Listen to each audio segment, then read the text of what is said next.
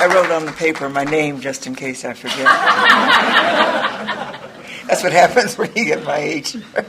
It is a privilege to be here, and I thank Diane and Sherry for calling and asking would I do that. I'd do anything for them anyway. I love them so much. And my new best friends who picked us up at the airport and were so nice, and having dinner at your house today, and then the privilege of hanging out with Stephanie, who's one of my favorite. She's a little sister I never got. I used to pray, please, God, let there be a baby in the house when I wake up, and I was the last in my family. And doggone if I didn't get her with her. And she came old with gray hair. No. I had to say that, And I love being around Ellen because her jokes, she's just got such a great sense of humor. So irreverent, I love her. And people I've seen here who've said, I heard you speak before, and I say, and you're still coming back, But we all need recovery, Just repeat it and repeat it and repeat it, and that's what I do. And it's why do I keep telling my story? Because I want to remember, so I'll stay on the path. And I know God's not finished with me. I had an incident this weekend, and I try to work an honest program. I really try to work hard, and I work very hard at it. And Stephanie and I were traveling. We had spoken in, don't have to tell me, I remember where I was.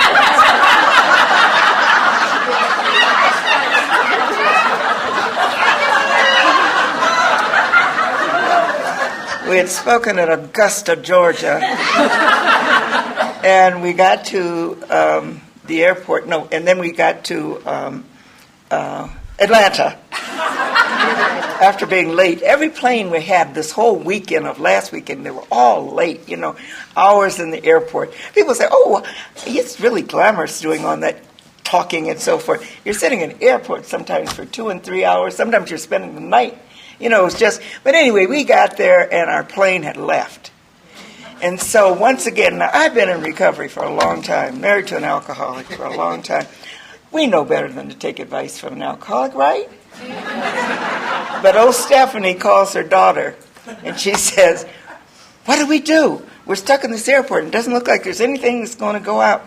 She said, you take Miss Dawn and put her ass in a wheelchair. And push her around. So Stephanie's pushing me around. Then it got good to me. The being in the wheelchair. And I'd say, Stephanie, could you stop and just get me a little cup of coffee? Could you put a little cream in my coffee? Stephanie said, I'm gonna hit you. If you don't shut up. Then we finally got the guy who was working with getting us on the next plane. He felt so sorry for me because I had this sad look on my face, And I was always, want to pull up my driver's license. I'm 77, and I'm old, and I'm traveling. I'm a widow living on a fixed income. Whatever you can do to get us to. And the guy put us to the first front of the line, and so I reached up and hugged him like he said, thank you, son, thank you. Then we got to the gate and got up. And you know what I had the nerve to do? To get out of the wheelchair and walk on to it. I am not well. I had to get on my knees. I've been on my knees ever since I got here saying, God, why did I do that? Why did I do that? And God's not finished with me. I even talked to my sponsor today, and I said, let me tell you about me. She's, what else? But I live an honest life. I think it's Stephanie's fault. I think she's a bad influence on me. I think she is. No, we'll blame Laura. Let's blame Laura. Okay, not you. And I'm vulnerable because I'm an aged person. Anyway, it's just a blessing to be here. It's a blessing to be here. I used to love to start my story when I married the alcoholic, and I looked so good. I looked so good. You would have thought I was a saint. But I married him, and it was downhill from. Well, here's what happened. We took our youngest son to be psychoanalyzed, and he was having problems getting his life together. And I couldn't understand that because I'm the perfect mother, right? And the psychiatrist wanted to talk to Peter and I, and she said, well, what kind of parenting did either one of you receive? And Peter said, I've received a 0 or a 1. And she looked at me, and I was sitting there with this great self-righteous look on my face. I'm a faithful member of Al-Anon and been in service for quite a while. And she said, what kind of parenting did you receive? And I said, I received 8 or 9. She said, you're the problem. She said, no one with an 8 or 9 would marry someone with a 1 or a 0.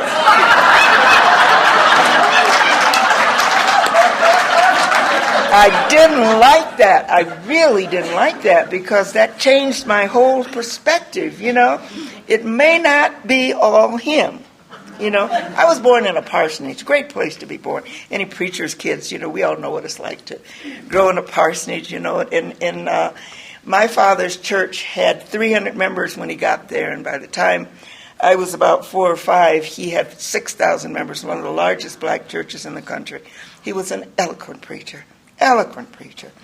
And my mother and father had 8 children. My mother did not like children. She said that frequently. But if you're Methodist, there's a limit to what you do. They couldn't play cards. They couldn't dance. Very seldom could they go to movies. And so they had 8 babies. I was the last. Every time my dad would build a church, my mother would have a baby. My dad would build a church, my mother would have a baby. And so they decided to buy the last church, and so they stopped with me. And I was always disappointed because I wanted other children. I just wanted somebody to boss. It wasn't like I really wanted other children. But they were all bossing me, and so I wanted. Then I had these brothers and sisters. Mama lost 3 children before I was born. And I didn't understand what that did to her. It made her kind of distant from her children. She kind of put a little shield around her so that we wouldn't get too close. But she was great out there doing work with Daddy. But it was just like we don't touch, we don't hug, we don't do any of those things. But we had prayer together and do those kind of stuff. And they were nice people. It wasn't like they were. It's just that she had this sternness about her. And I realize now that it had a lot to do with her inner fears and what her life had been. Mama used to say if she not married a minister, she would have red hair, and she'd do all this kind of different, she'd make these beautiful dresses and so forth. Instead, she was a minister's wife. And back then, ministers' wives looked like little ministers' wives, And that's what she looked like. She was just a little lady like that. My father was only 5'5", but I thought he was a giant, Then these brothers and sisters who were my role models, who I looked up to, I really admired them. My oldest sister, who was beautiful, she was thin, and I thought anybody who was thin was beautiful. The problem was she was a schizophrenic. And when you have someone in your home that has a mental problem or any kind of disability, all the family, it goes to trying to heal them or to keep them calm or whatever. And my sister would explode every once in a while with one of her tantrums or whatever she did. But one thing about her, she was so attractive and so gifted that she had many boyfriends. And I remember she was engaged to this guy and she was going to marry him. And she took all the luggage and threw it down on his head. And I thought that was the most romantic thing. I said, that is romance. That's real romance. And I want to watch that because when I grow up, I want to be able to treat a man just like that. Because Mama was kind of boring. She was yes dear and all that kind of stuff. But my sister was fiery. Then I had this other sister who did nothing. She sat in a rocking chair and took care of us. And we called her the Gestapo with bloomers because she was so mean. Then my brothers were exciting people. One wanted to be an actor, but he couldn't in the parsonage, so he did the next thing. He became a minister. And then the other one who wanted to be a jazz player, he couldn't do that, so he played hymn and organ stuff. And then we'd all sit around and sing. We sounded like the Mormon Tabernacle Choir. We were really great, Then Daddy would leave, and we'd go into all the great worldly music. We'd dance and sing. And we'd come back when Daddy said, look at them, they're all in there singing hymns. They are so devout, And the people at the church used to say they're the most undisciplined children I have ever seen in my life. Mama said, no, they're just mischievous. They're not disciplined. And we'd have the man who was the janitor of the church, we'd lock him in the telephone booth and wouldn't let him out because he tried to tell us what to do. Nobody did that. And we'd bring eggs to church on Sunday that we dyed, but we never boiled them. And we'd give them to people as presents. And they'd be coming up to my mother with this yellow stuff running down there, and we'd just be standing, smiling, looking innocent, And I used to carry a purse to church, because this was during the Depression. I carried a purse, and I stuffed it with paper, and I'd stand at the back of the church and look cute. And I'd open the purse, and I'd say, "No pennies, please." And people would put coins in there. And so then I could buy my friends, because I never had a very nice disposition. Nobody really liked me, but they liked me when I had money, and my brothers liked me when I had money. And so this is the way I was growing up. I mean, I never thought about an alcoholic. I just had my own little personality. Then my grandfather took care of me, and because Mom and Daddy were so busy doing God's work, and my grandfather sexually abused me. And I grew up with this feeling dirty and different. I used to join church every Sunday morning. My father used to tell the usher, "Keep her back. I don't need a shill like you have in the circus, I went up with tears rolling down my eyes, getting on my knees, saying, "God, clean me up, and little children aren't dirty." It put a damage on my life, and I was terrified most of the time. I couldn't even sleep in a room without a light on. I can remember my parents coming in, turning the light off, and as soon as they left, I don't know how they ever had physical, relations together, because I was up all night still listening, for my grandfather to come into my room. And Grandpa had died by then. But it did taint my character. It really did. And I became this grossly obese, fat little girl, because I decided that what I could do was put this wall of fat around me, and no one could get close enough to hurt me. Now, on top of that, I already had a bad disposition. I was not what you call the most lovable. I did things like, I would write, my mama would say no to me about something, and I'd write a note and leave it on her dresser. "I wish Mrs. So-and-so was my mother. She's much nicer to me than you are." And that hurt Mama, but, she hurt me. That was my attitude. It was just a very selfish attitude. And then I learned that I could sing. Everybody in my family could sing, so it was no big deal. And I was singing in the church choir, and we had this great choir director, and he gave me all the solos, and I was just so proud of myself. This was the first time anybody paid any attention to me, because my brothers and sisters were the stars of the family. And so here I am singing now in the church, and I've got all these solos, and people are coming up to me, and I was beginning to feel a little better about myself. And the choir director gave me a ride home, and he took advantage of me. The thing about that is when your self-esteem is low, it was like saying to me, "Oh, so what? I didn't go in the house and tell my mother. What am I going to do with that, I remember going in the house and taking a shower, and my mother kept saying, "You're going to wash your skin off. You're just in that shower so long." And the next month, we went to Europe that summer. But I'll tell you what other kids we did. My grandmother was dying. And my sister and I were praying that her death would just kind of hurry along so she wouldn't interfere with our trip. Isn't that just self-centered, My husband used to say, "I'm not much, but I'm all I think about." And that was just the nature, "Grandma, would you please, if you're going to get well, but if you're not, we want to go on this trip." Anyway, I was sick the whole way on the trip, and I couldn't understand that, and my mama thought, she's going to lose some weight because Dawn's not eating. And, I had these dresses that looked like tents, and sure enough, I may have lost 10 pounds on that trip, and I got back, and I started getting bigger and bigger. And I knew something was wrong, but I didn't know what to do. I didn't know how to tell my parents, and so 10 months from that date, I went to Women's Hospital in Detroit, Michigan. And I stood at the counter, and I said, "There's something wrong with me. I've been in labor for 2 days, and I don't have a doctor, and I don't know what to do." And this man standing next to me said, "I don't know who she is, but I'll take care of her." God has always taken care of me, even when I wasn't aware of it. God has always sent someone, some person, someplace to help me in my pain.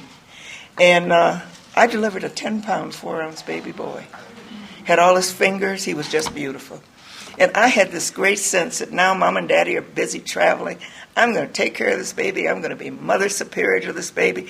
And they had to call my parents. My parents were in total shock. My father saying, I'm a bishop of the church by this time. He said, I've lived an exemplary life before these children. How could this happen in our family? But he said, everything's going to be all right.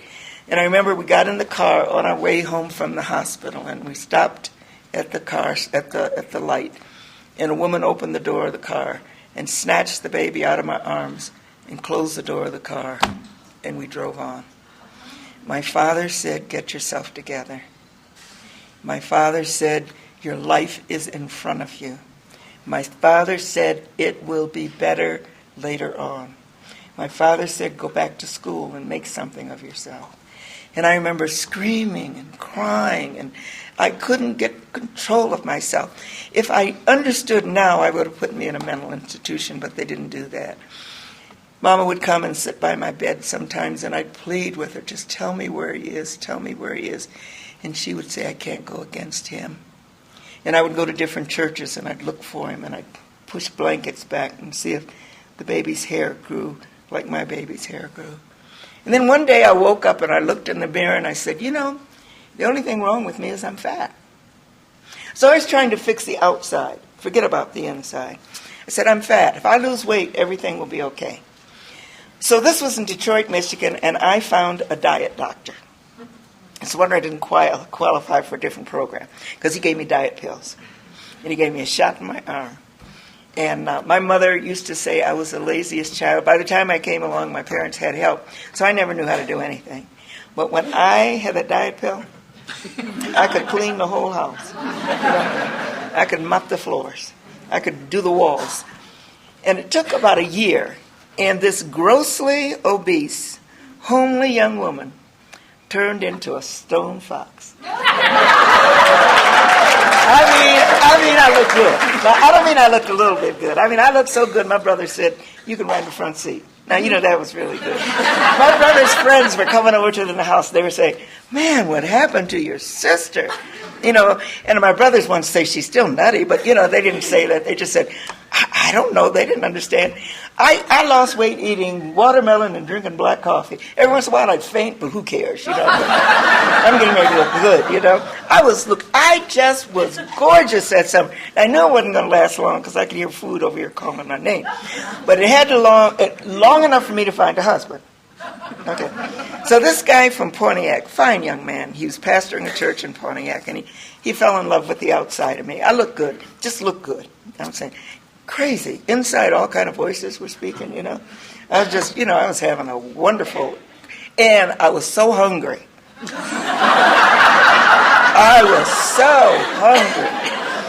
And this guy fell in love with the outside of me because I look good in church. I know how to clap, and I know how to, say amen, and I know how to do that. And just preach, And he wasn't even that good a preacher, but he thought he was anyway.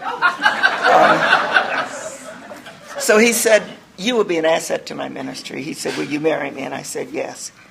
Well, then there's other young guy who was working for the government, and he was a really nice guy, too. He was really doing well. He had a little house he had already bought, and he, too, fell in love with the outside of me, and he said, Dawn, will you marry me? And I said, yes. Now, I didn't know what else to say. Nobody was ever looking at me or calling me, and, here these guys were just left and right, saying they loved me, okay. Well, there was this guy who just come home from the service. Now, he was just a little bit spacey, They had asked him to leave the service, that his drinking was interfering with his military career. And but he was exciting. Really exciting. Really exciting. The first time I saw him, I had stopped by his mother's house. I was on my way to a church meeting, and his mother brought in this platter of food. A platter of food that I thought it was for the family. And she put this in front of Peter, and he consumed it all. It was love at first bite. I was so hungry. I'm still hungry, because I have not eaten, because I know that I have to stay thin for somebody to want to marry me, okay? So, I just watched that man consume that food. It was just like, oh, wow, you know. Then he said, this is what he said. He said, you know I'm an alcoholic. And I said, that is really romantic, because a lot of your writers, you know, are alcoholics. Your interesting people are alcoholics. Then the things like this would happen. He took me to places I'd never been before. He took me to a bar. And we'd walk in the bar and they'd say, Dr. Crawford. And I'd say, wow, he's a doctor too. You know, then we'd go to another bar and they'd say, is that Attorney Crawford coming in? I said, he is also a lawyer. This man is brilliant, you know. Now, he said something to me. We were standing at a bus stop because he didn't have a car. And he didn't have much of a job. But he said this word. We were standing there, and he said, I need you. Bells went off like, I need you, I need you. I could hear it like it was just resounding through my spirit. I need you, I need you, I need you. He said, will you marry me? Well, I said yes. Now, here's the good part. See, he had just gotten out of service, right? My dad had told me that he would never marry again. My mother died of cancer a couple of years before. And my dad said that I have loved your mother and I will never, never, never marry again. I thought that was the most romantic thing I'd ever heard, you know. So 6 weeks later, when he brought his bride home, I was just a little bit perturbed. I didn't quite understand that, you know. So the minister wanted to have a big wedding at his church. Well, I couldn't have a big wedding because I knew somebody in there might be pointing at me and say, you know, this young woman had a child out of wedlock, you know. Or the other young guy, he wanted to have a wedding at our church. And I just couldn't go through that. I couldn't go through. First place, I didn't think I could stay thin long enough, you know, to wait to put on the wedding dress because food was just bothering me terribly. And Peter said it would be okay if we eloped. Well, he also had not been drinking because even though he said he was an alcoholic, he didn't let me know what alcoholic really is like. So he had been just not, we'd go to a place and have a cocktail, and I think he would take me home and have a drink, but he didn't, you know, I never saw him have any more than one cocktail. And it was so cool. This is really cool. Sitting up there at a bar, drinking a cocktail, you know, and I'd have a cigarette, didn't know how to smoke, you know. I really looked good that summer. I mean, I was looking good. Burning holes in my clothes. And but that's all right. And I wouldn't wear my glasses because, you know, men don't make passes at girls. I never knew he was handsome because I go like this to sing. But Peter said this. One of the things, you have the best bladder of anyone. I would never go to the bathroom because I was afraid if I come out of the bathroom, I wouldn't be able to find him. So I'd go in like this. He said he thought I had some kind of muscular disease or something because I miss a step, you know. We eloped. And the interesting thing about that, I remember the guy's name was Justice Budd in Toledo, Ohio.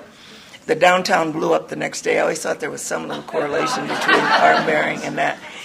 And the wonderful thing, too, was that night we went to the Barnum Hotel, and I had a bag of pastrami sandwiches, and Peter had a bag of German beer. It's a wonder we ever had children. I was so happy. I said, I got him, I can eat. And he said, I got her, I can drink. And the insanity began. I ate at him, and he drank at me. He said one day he left going to work, and he had this slim, attractive bride, and he came home and opened the door, and I had these glasses on, and I had bloomed up like this again, and I said, it's your job to love me no matter how I am. Because here's the thing. When you don't love yourself, you've got to depend on someone else to love you. You know, and that was his job. His job was to love me fat or thin. And it was one of the sickest relationships you ever saw in your life, you know. Into that relationship, I got pregnant so soon, and Peter said, well, he said he was neither ready for parenthood, let alone ready to be a husband, and here this baby was coming along. And he took me to the hospital when the child was to be delivered, and then he forgot I was there. And I had to call my dad and ask him for money to get out of the hospital. And I was so angry, but this low self-esteem, I called my house, and another woman answered the phone. Now, if I felt good about myself, I probably would have said, wait a minute, something's wrong with this relationship. But I said, oh well, that's just the way it is. And into that relationship, we brought 3 children, beautiful children, beautiful children. Peter and I were at one another's necks. You know, Peter used to say, we stood like this. If one fell, the other would. You know, we leaned on one another. Peter said he couldn't live with me, but he couldn't live without me. We were the most interdependent people you've ever seen. Totally codependent. We were terrible. But nevertheless, we were this couple. And Peter came home one night from one of his drunks, and he hit his hand against the wall, and he said, I know some place where I can go. Now, when Peter was in the service in the early 50s, he had been in Georgia. He had been sentenced to AA. But they wouldn't let him in. They put a chair right in the door. And they said in Georgia, because of segregation, he can't come in. But because of the traditions, he can't go out. So Peter would have to sit there night after night listening to what you said in these rooms. And he was full of rage and anger. Full of rage and anger. He was a brilliant young man. He didn't want to be there in the first place, but he had to be there. And then for them to close him at the door, he was really distressed. But that night, something came back to him. He said he remembered people sitting in that room with all kind of dreadful stories, but they all talked about they didn't have to take a drink. And God has a sense of humor. Peter called them, and I had called the minister the night before because Peter had been gone for a couple of days, and I told him I needed somebody to come and talk with us, and he never showed up. AA guys were at our door in at least 15 minutes. There were 2 guys. There were 2 white guys. God has a sense of humor, you know. One of them became his sponsor, you know. And the guy was interesting. He knew where to take Peter in Detroit. He took him to meetings where he knew he would be welcome and accepted. He took him to the meeting under the bridge in Detroit. It was a place where like winos went and something like that, you know. Peter went there and he said, the guy said to Peter, do you want to go to a meeting with me? And Peter said, I can't go. I only have 1 pair of pants, and they're standing in the corner. Because he had a quaint little habit when he got drunk, he wet his pants. They called him Pissy Pete. So Pissy Pete, he said, if you want to go get sober, you climb in those pants and go with me. And Peter said he got to that meeting, and the hot air hit him, and the odor came off of him, and people came up to him and put their arms around him. This program does work. This program does work. And when my husband called before, it was still in the growing stage, you know.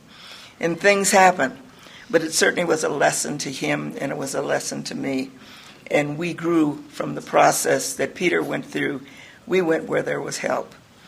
Now, it took me a little while to get to Al-Anon. The reason it took me a little while to get to Al-Anon was that in the first place, I thought we were going to be the ideal family now. You know, that it would be Peter and I, and he'd come home, we just have a little family thing, you know. He would be delightful with the children, and it was just wonderful, you know. Well, every night he came home and went to a meeting. And AA folks were calling my house left and right, you know. And not only were they calling my house, women were calling my house. AA women. I knew something was going on. See, he went to the meeting at 7 o'clock, and he didn't get home till midnight. Now, you know, that's too long for a meeting. So I decided with a friend of mine, we'd go to the old Han and Y in Detroit, Michigan. And we went for about 3 meetings, and then I understood the program thoroughly. And we didn't have literature like you have now. We had a little blue book we used to read. And we took our little blue book, and we went to the same place where Peter's meeting was. Wasn't that a coincidence? And here's what she said to me.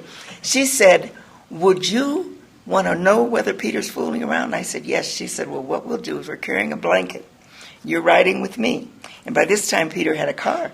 And she said, you lay down in the back seat of your husband's car, and you put the blanket over yourself. And then when he leaves, you'll know if he's fooling around.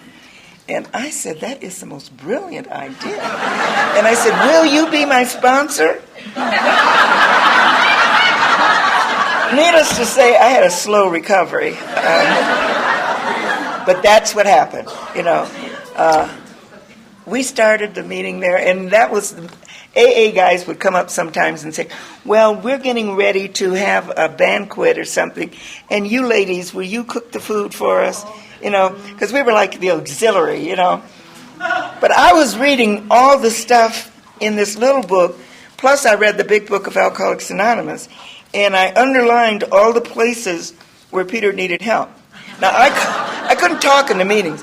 When I tried to talk in the meetings, all the muscles in my face would shake. I was just just a basket case of fear. But when I'd get in that car on the way home, I could tell him, this is what you should be doing. And I'm really trying very hard to teach you to be a good husband. He didn't seem to listen, but I was working on him, constantly. And it was just a terrible, well, here's, the people would call, and they'd say, Peter and I would be fussing. And I'd pick up the phone and I'd say, hello, is there anything I can do to help you? And then I'd hang up and we'd go right back to the fuss, And the kids would be in the closet hiding, afraid of these people, And I'd say the next morning, they'd say, Mama, what happened between you and Daddy? And I'd say, oh, nothing. Nothing. We love one another dearly. These kids, I gave them so many mixed messages. People who have children in the program, and they say, oh, it didn't bother my children at all. I'm looking at you. Because there's no way in the world they can live in a house with that kind of confusion and not be traumatized by it, My children were totally messed up by Peter and my actions. We were in the program, and he was Mr. AA. He just started. He was working the first and the 12th step. He didn't need those lesser steps. He said they were for people who were not intellectual giants like he. And I was sponsoring people left and right, and they would quit me in a minute, I was just as nutty as a fruit. I was teaching them how to get even with their husbands, I had a message for everyone. My kids called us the fig trees. We looked good. There's a story in the Bible about these trees that are blossoming, but there's nothing there. And the master goes over to pick some fig, and there's nothing there. And that's what we were. We looked good. Now, I was just grossly obese, so I carried my weight. I looked responsible. Nutty, just nutty. Full of fear, full of hate, full of self-pity, full of resentments, full of all those character defects that just are killing me. And then my daughter one day took me to this church. My kids have been Baptist, Methodist, Episcopal, Catholic, Lutheran, not Missouri Synod, but the other one. They've been everything because we were always trying to fill this hole. If you got this hole in your soul, you got to go somewhere to fill it. And if you're not working the steps, you think you got to fill it out there with other stuff. And so we were taking these kids to these different churches. And one time, Lisa, the oldest girl, was selling cookies for the Jewish synagogue. And she was trying to fill the hole. She was doing the best she could. She had a crazy mother you didn't know. And I was always on this child in particular because she reminded me of me. She had the eating disorder, And I was always trying to put her on a diet. Meanwhile, I'm eating, but I'm putting her on a diet. It was just amazing, the insanity in my house, And then this kid took me to this church, and a woman got up at a white Episcopal church and talked about her eating disorder, and she talked about eating white flour and sugar. And and I remember sitting over there weighing 100 pounds more than I weigh today. And I kind of wallowed over to her during and said, tell me what you do. I have a friend who really needs some help. I know this lady needs some help. And my whole program came alive. My sponsor said to me, Dawn, when are you going to work those steps? And I said, I work them every day for Peter. I am working so hard to change that man. And I made a decision. I said, if I ever get my life together, I'm going to leave him. And I didn't know that he made a decision. He said, when the youngest child is 18, I'm out of here. I remember when our youngest child was born, Peter was so angry. And he said he felt like he was sentenced to another 18 years, of living with me. Well, I thought I was a delight. I really did. I thought I was a lovely person to live. I was either depressed or euphoric. I was depressed. I would sit in a dark dress next to the door in a rocker, and Peter would come in and he'd say, "Hi," and he'd say, "How are you?" And I said, "Fine." He said, "Can't you smile?" No. That's sadness, But when I stopped eating the sugar and the white flour, it's like lights went on. I just began to see the world, and it wasn't all gray, and it wasn't all. It was a world, and I felt that I deserved some recovery. And my sponsor said, "When are you going to work those steps?" And I began to realize I am powerless. I'm powerless over these people. The children are growing up. I'm powerless over this husband. I am just powerless, but I'm not helpless. There are people in these rooms who have come and kept coming back, fired me and got better. I have a sponsor who was doing better. Everybody was getting better except me, but I kept coming back. And that's the good news. And I tell that to people all the time. Don't give up on anybody. You may have some crazy woman, they used to call me Crazy Dawn. There was some crazy woman sitting in your room just babbling. It could be me, Don't give up on her, because maybe in God's time she'll hear the word and God will transform her and change her and make her into a channel. Just be patient, And be patient with yourself, too, because we're all on this journey together and we don't know how long it's going to take. Well, I began to change. And old Peter began to grow. And he began to grow not only in his life works. He was a janitor when I married, and by this time he was directing one of the first HMOs in the country. That's when they were good. And he was really doing a really good job. Still crazy, though, because he wasn't working the steps. But my sponsor said, "Why don't you leave him alone? And you work over here and let him work on himself." And that's what I did. I began working on me. I put on the mirrors in my house, and I still have them. Wherever I move, that's the first thing I put on. You are looking at the problem. You are looking at the problem. And my sponsor used to tell me that when the mirror steams up, write, "So what?" So that when I come in there in the morning and I'm getting ready to brush my teeth and saying this and this and so forth is happening, so what? God loves you. It's going to be all right. Just let it go. It's going to be all right. Well, these kids kept growing up. I want to tell you this story first. See, that's the problem when you get old, you ramble. I was working these steps, and I got to the 6th and 7th step, and I just, I am so full of self-pity. I am so full of rage. I'm so full of anger. I'm so full of resentment. I'm just a big ball, like a sore, So one of the chief ones was jealousy. Now, I know nobody else has ever had this jealousy thing. It would hit my feet, and it would just come up, and I would just get larger and larger. And so Peter told me, he said, "Dawn, I've hired a new secretary." And he said, "She's a much older woman." And I said, because I was hoping she'd be about my age now. And he said, "No." He said, she's a senior.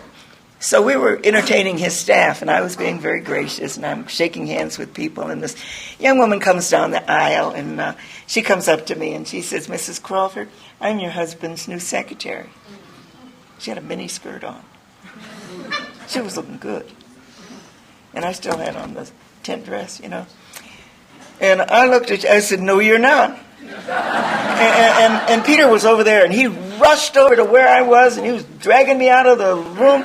And I'm saying, "You said she was..." Oh, Peter said, "She didn't look like that when I hired her." She didn't look like that. No.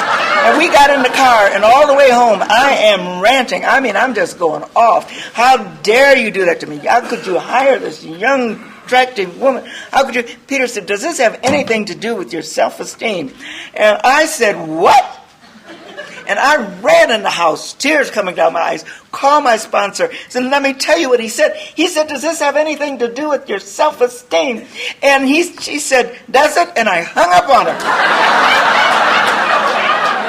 And I got on my knees. And I said, "I can't seem to do anything about this, I can't do anything about it. And it ruins my life. I'm watching everything he does, who he talks with, what's going on. I'm checking his wallet. I'm doing all these things. I know you all have never done those things. I'm doing things that I'm so ashamed of.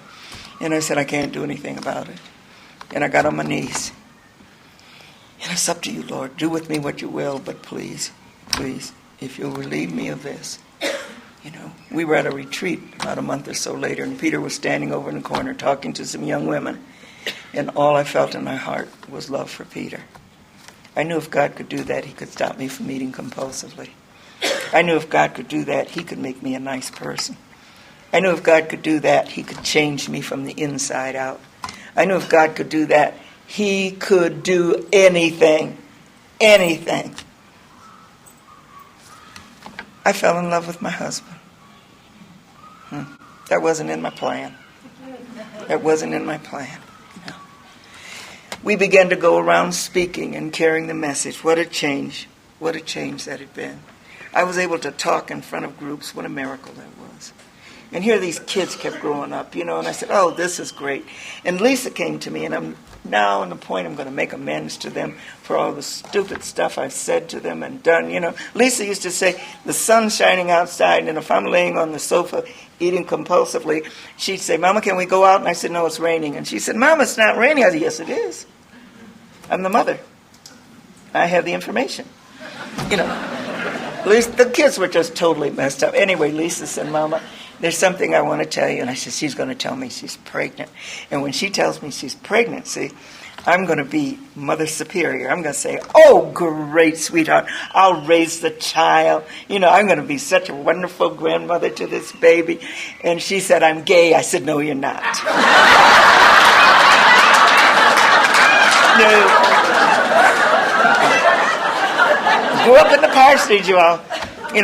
Read those pages, And Lisa left. I didn't know where Lisa was for a while. I'd get a call from all different places, and I would worry about her, and I'd cry. And my sponsor said to me, you get the big book of Alcoholics Anonymous, and you read page 447. And you read it every day of your life. You read it from that point to the end of the chapter. You read it, she said, because if you can't accept somebody else, you need to look at what's wrong with you. And I kept reading, and maybe 5 years passed, and one day the phone rang, and it was Lisa crying on the other end. And she said, Mama, I'm suffering from the disease of alcoholism, and I need to come home, and I need to bring my friend. And I said, come on home, Lisa. And Peter and I were at the airport when she came home, and she had on this little outfit. She looked like she'd been dressed out of the missionary basket, But we threw our arms open and took Lisa and Nancy in, and we watched them get sober living in our house. God did a miracle to those young women. What a gift. They didn't change, but Peter and I changed. We would say, bless them, change us. Bless them, change us. And so Lisa has had 27 years of sobriety now. What a gift she is. About 7 years ago, she called me and she said, I need to talk to you, Mama. This is very important. And so I went in to be with Lisa for a couple of days, and she said, I'm going to get married. And I said, well, that's nice. You and Nancy have been together for 20 years now. She said, no, I'm marrying a man. And I said, let me call my sponsor. I said, well, isn't that nice, I didn't know what to do, My sponsor said, page 447. She said, you are not responsible for who Lisa falls in love with. Well, here's the problem. See, I had become the gay mother of the year. I'm marching in all the parades, I'm carrying the banner, and my children, carrying the banner, People are sitting around our table at Thanksgiving, we don't know who they are, male or female. We're just having a great time. I'm sitting at the bed with young men who are dying of AIDS, just doing the thing, I'm the gay mother of the year. And she married a man. Well, she was so happy. They had 6 months together, and then he died. But she had that experience, and I never said anything other than I love you. And we are so close and still are close. I watched her lose all her business. She had become one of the executives at one of your major companies. She lost everything, lost her home, went through things like Peter and I had gone through. Because Peter and I, in the midst of our program, lost everything. When our program got serious and we were both working the steps, it was like everything was stripped from us. We went down to food stamps, And you know what? We got richer. we got richer on the inside because we thought at one time it was the things that were making us better. And we realized it's our relationship with God that makes us better. And Lisa went through an experience like that. And during that experience, she never thought about drinking. Never thought about drinking. And now she's back with one of your Fortune 500 companies and back on the road to success again. And one of my pensions was cut recently, and so she started sending me a check. And I said, sweetheart, I don't need this. And she said, but I need to send it to you. And I said, okay. Because the other part is in this program learning how to receive as well as give. I'm a great giver, but I don't know a lot about receiving. And it's been such a joy. She's so proud of herself that she helps her poor elderly mother living on a fixed income. And then this middle child of mine, in the process of making amends to her, was just to learn to accept her as she is. She's always been odd. She's the kind of kid, I remember when she was a little girl and she'd look up at me and she'd torn up something and I'd hit her on the butt and she'd say, a big lady like you hitting a little girl like me.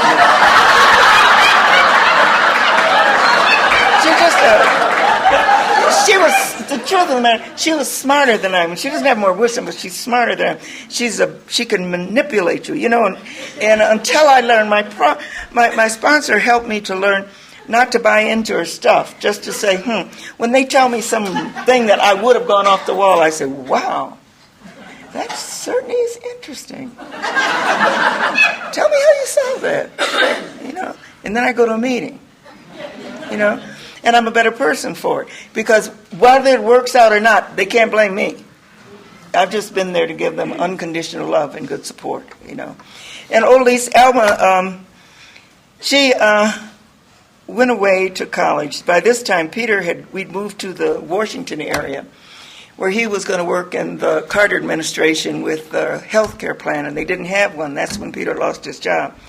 And he was out of work for 2 years, and I went to work, and I saved every penny I made for her tuition because we promised this child a college education. And she went away to school, and she came back after a semester and said that she changed her mind, that she wasn't going to go to college, that she knew for sure what she was going to do for the rest of her life. And I said, that's wonderful. She said, I'm going to be a waitress. Now, there's nothing wrong with being a waitress, but this child had never cleared a table. And so my sponsor told me, she said, just love her, And I said, well, Alma, you just be a good waitress. And Peter and I went to the restaurant where she was waiting tables. Never seen anything like that in my life. She brought us the wrong food. And she said, eat it. She was muttering, I hate people that complain. The man at the table next to me said, that is the worst waitress I have ever had in my life. And we didn't say it was our daughter. We just said, and we got up and left. We didn't leave a tip. We got in a car, and there was a bumper sticker that said, live and let live. Peter said, I'm going to a meeting. I said, drop me off at my meeting. That's Alma. Then she came home, and she said maybe she was going to do something different. But she was standing at a bus stop, and a man put a knife in her neck and raped my baby and took her into an alley. And thank God for people like you all, because I had worked through my stuff. I had worked through my abuse issue where my grandfather was concerned, and I had worked through the choir director issue. And I could go to my daughter and put my arms around her and just let her weep in my arms. And I could allow her the privilege of the journey of getting well, And the next year, she went to Women's Episcopal Church Seminary and studied for a year, and then came back and went to Trinity and finished her undergraduate degree, and then got her master's in divinity and was ordained in the United Church of Christ and in the Unitarian Church. And she said to me, Mama, there's something you ought to know about myself. And I said, what's that, sweetheart? She said, I'm gay. And I said, I'm happy to.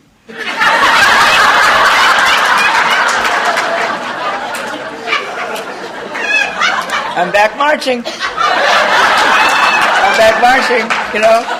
And she started a church in Chicago for gay people who have been closed on the outside of church experiences. And what a beautiful thing it was. They called her me Mother Crawford. All the gay men told me how to dress, Right? And the gay women hit on me. I had a great time. I loved them. I loved them much. But they all like my husband, too. So what difference? But I had a great time being in that experience, And they adopted a little girl, and she and her partner broke up, but she has this marvelous child who's just a joy to my life, just a joy to my life. And about 20 years ago, my sister called me, and she said, I need you to come, because she thought she was dying. And she said, this boy that I adopted when he was 2 years old is the son that was taken away from you. And I was reunited with my firstborn. Here's the good news. I didn't need him anymore. That hole that I talk about, that emptiness, had been filled through these steps. This God of my understanding had filled me to overflowing. And I had this marvelous relationship with this boy now. My sister's still his mother, but I'm his birth mother. And I was with him last month. I was out in Seattle. My granddaughter graduated from Cornish, the music school out there. And she's a music major, and she writes sacred music. And the symphony has used her music. They've played her music, this little 21-year-old girl. And they've just hired her to do an orchestration for some big thing the Episcopal Church is doing. And I would have missed all that had I not been in these rooms. I would never have had that experience of being able to be a good grandmother to my 2 other grandchildren out there. And they love me dearly, And you know why they love me? It's because I don't need anything from them. I'm a good grandma. I just give unconditional love. I don't have to spank them like I did little Lisa or Alma. I just love them, And I thank God every day for the blessings that he has bestowed in my life. My life is rich. My life has been blessed, really blessed, And then about 10 years ago, David was my youngest child. Beautiful boy, beautiful baby. Oh, he was such a pretty baby. I remember having him out one day, and a lady said, that is the prettiest little boy I've ever seen. And he said, you're the funniest looking lady. I said, okay. We thought something was wrong with him because he didn't talk till he was 2 years old. And my other kids had talked so fast, and I took him to a doctor to see what was wrong with him.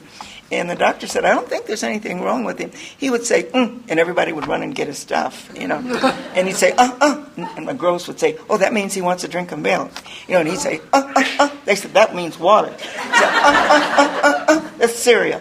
And so he was just like, all the time. So the doctor said, when you go home, take him home and don't do anything. Just, So we brought David home, and he came home, and he went to the cupboard, and he said, nobody moved. And he was, and nobody moved. He said, may I have a glass of water?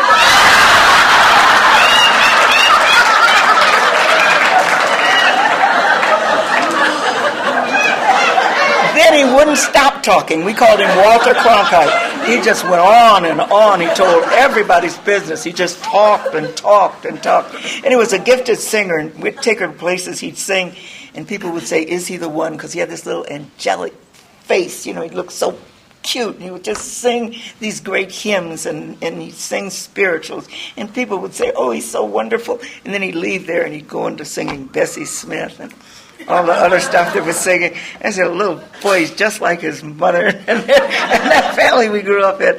But anyway, he was just a joy to me. And about, 15 years ago, he said that, I'm HIV positive, and so we had an experience with David.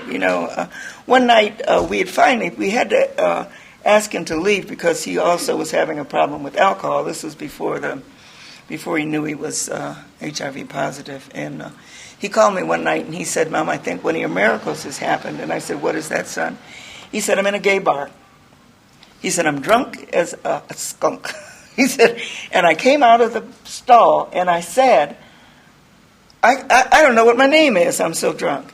And a man came up to him and said, young man, you don't have to live like that. He said, I'm going to take you to a 12-step meeting.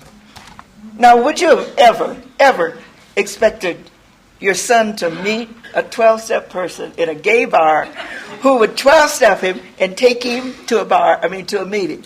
See, that's what happens when you let go of these children.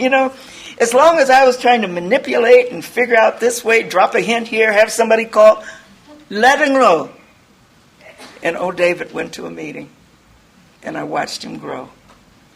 I watched him one night try to kill himself when he was a youngster and he was in school because they used to put a badge on his back and said faggot.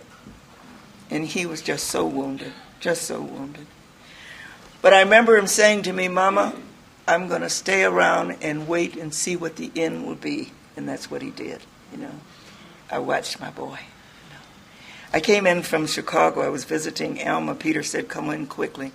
David's not doing well. And I went to the hospital, and David said, Mama, do you think this is it? And I said, I don't know, David. And I sat with him, and a doctor came in, and he said, you go talk with the doctor, Mama. And I talked with the doctor. My daughter and I, he wanted us to be the ones who made decisions about his life. And the doctor said he's in a tremendous amount of pain. And he said, we think he can last for 3 days. But if we increase the morphine tonight, he'll probably go tonight. And so I went in and talked to David, and I said, David, let me tell you what the doctor said. And David said, you know, Mama, if God loves me, he's not going to leave me in this kind of pain. And he said, if I could have loved anyone 1/10 as much as you've loved me, it would be more than enough. And he said, I'm so grateful that my dad and I went out every Wednesday and we worked out our differences. And he said, I'm grateful for these sisters who've been with me all the way. And he said, Lisa, will you sing There is a Balm in Gilead that heals the wounded heart? And Alma read a scripture and prayed. And I sat next to his bed, and I put my arm around him, and I sang, Sleep, Little One, Sleep. Thy mother's watch shall keep. And I said, it's okay to go, David. And I held his arm, and my arm while he took his last breath. You know, I'll miss David the rest of my life. I really miss him, you know. Every time some big thing happens, especially when Obama was elected, I wanted to call, David, I got news for you, you know. It happened. There's a black man. I have all this kind of great news. Some movie star or something, I got to call David, you know. Some big life experience because he was a news junkie. I want to call him. And then I realized David's gone, you know. But not really. Not really. See, my faith tells me that I'll see him again. And that's the good news. And also my faith tells me that I had the privilege of loving David Crawford for 33 years. 33 years. What a gift. He used to say to me one time, I said to him, David, when I get 50, I'm going to look as good as Lena Horne. And he said, you don't look that good now, Mama.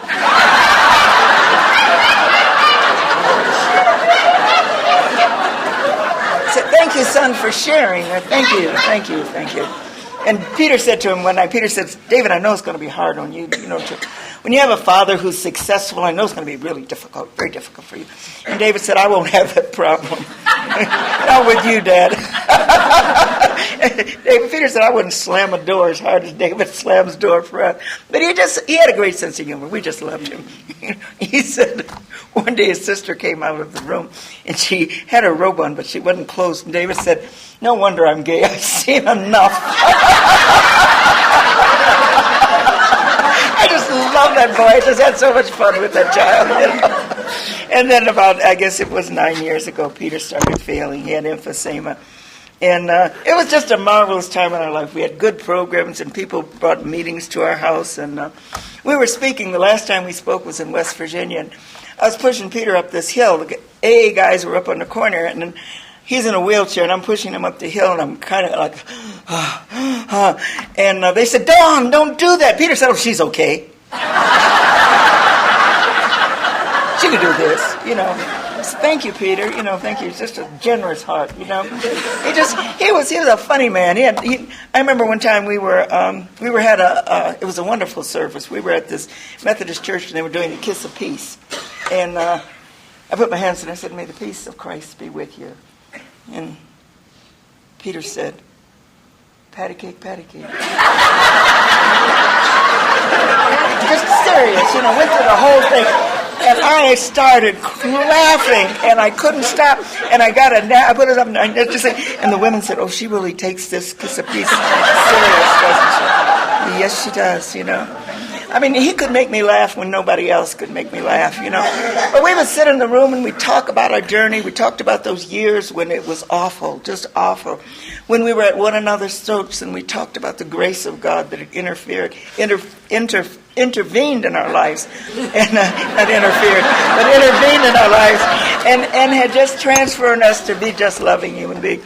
You know, where I didn't have to tell him what to do anymore, you know.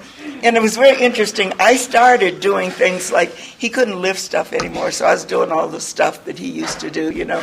And something would break down, and I was fixing it. And I said, gee whiz, I'm doing everything. And then it dawned on me, what a blessing, because when he goes, I'll be able to do stuff that I didn't know I could do before. You know, I knew how to take care of everything, you know. And one day he called me. He said, Dawn, we were all sitting in the room with my daughters and Peter and I, and he said, I want an undertaker to come to the house. And so the undertaker came to the house, and Peter said, now I want you to understand, everybody, what I want. He said, I want an open funeral. I want the casket open. And I want my sponsor to open it up. And then we have sharing, you know. And don't close the casket until they're ready for the real service, because I might want to share.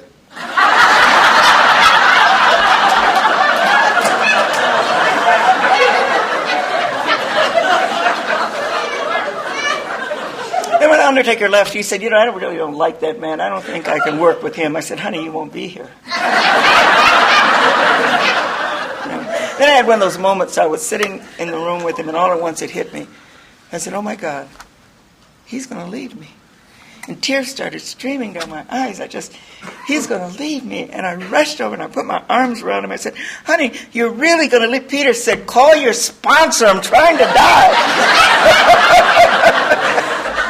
I love that man. We had to take him to the hospice the last couple of days because I just couldn't lift him anymore.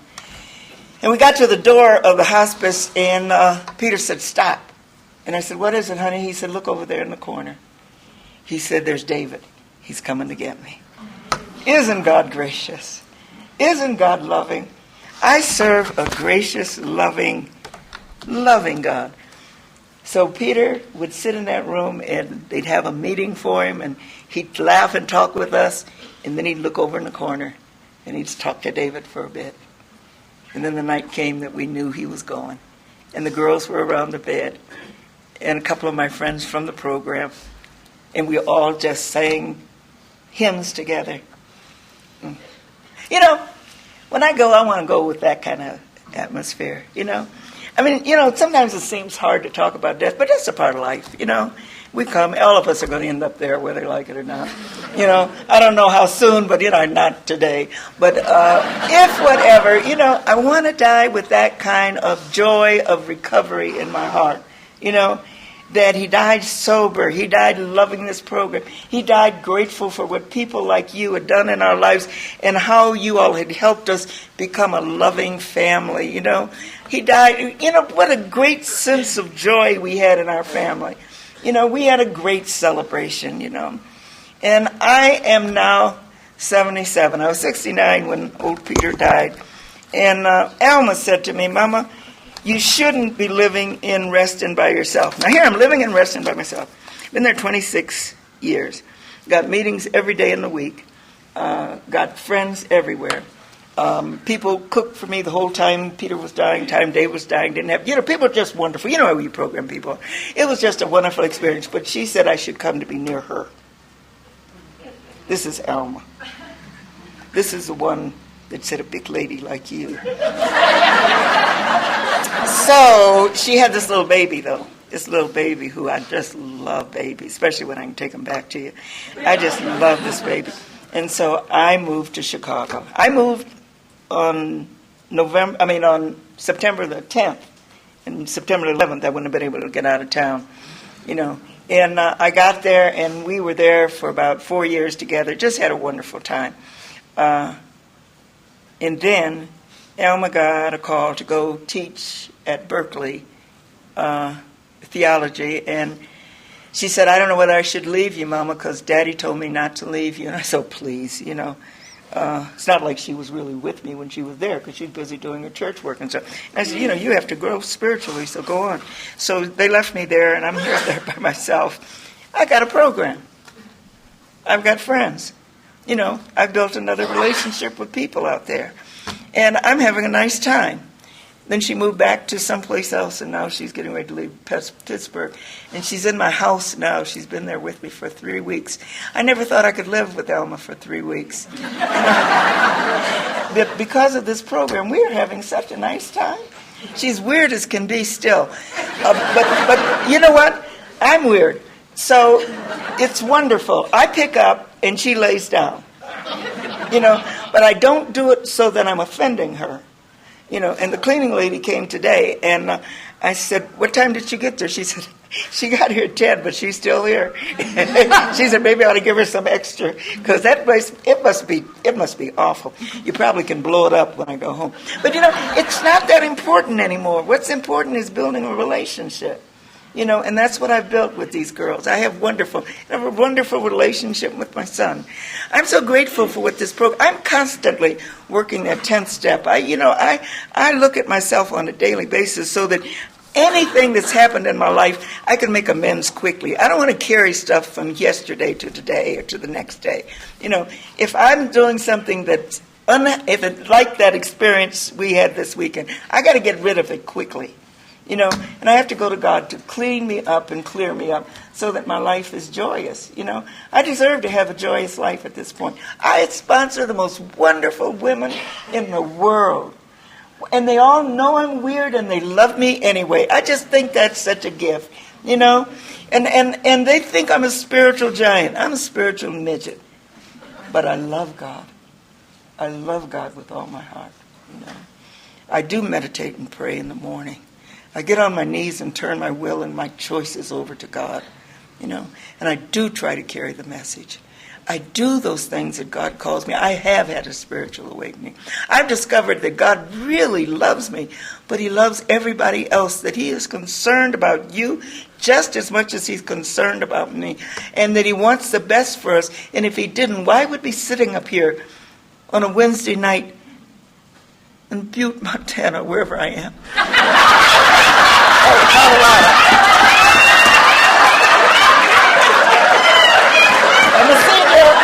I'm a senior living on a fixed income. Okay. In Crested Butte, Colorado. It's funny because I travel so much. Sometimes I wake up in the morning and I say, okay, God, where am I? Where am I? Just let me be able to find my way out of here. But I don't have any big worries. Isn't that good? I do. I'm always telling Stephanie, though, I'm getting old. And she just says, you're not getting old. I am getting old. And there's nothing wrong with that. That's nothing wrong with it. I want to do it gracefully. I still think I look good. I do. But that's not. I want to look like recovery, and I look better on the inside than I do on the outside, And I come here and I have the chance to hug people and love them, and that's what it's all about. We have been given this roadmap out of hell, and that's these 12 suggested steps that have the possibility of transforming and changing each of us and making us all into the people God wants us to be so that we can experience joy in our life. We're going to have problems. That's what life is about. There's going to be ups and downs. God doesn't send these to us. Life sends them to us. But when life sends them, God is present there to help us step by step by step through them. And I'm so grateful for that. I'm so grateful. Thank you so much for letting me come. And I want to end with this. I had to write it down because I always mess up stuff. I give poems and I go into different I have one hymn I'm trying to quote, and it's the one from the last week, and it's not. Who cares? Who cares? Pardon from sin and a peace that endureth. Thine own dear presence to lead and to guide. Faith for today and bright hope for tomorrow.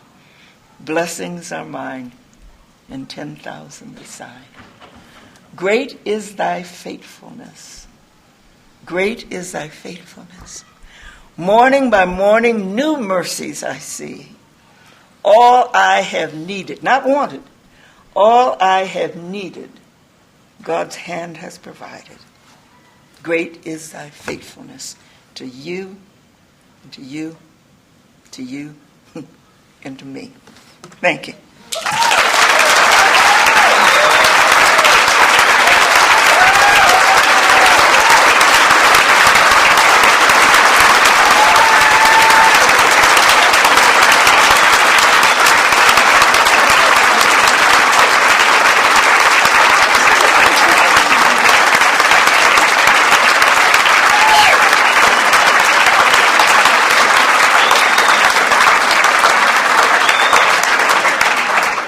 Wow, if I had socks, they would be off.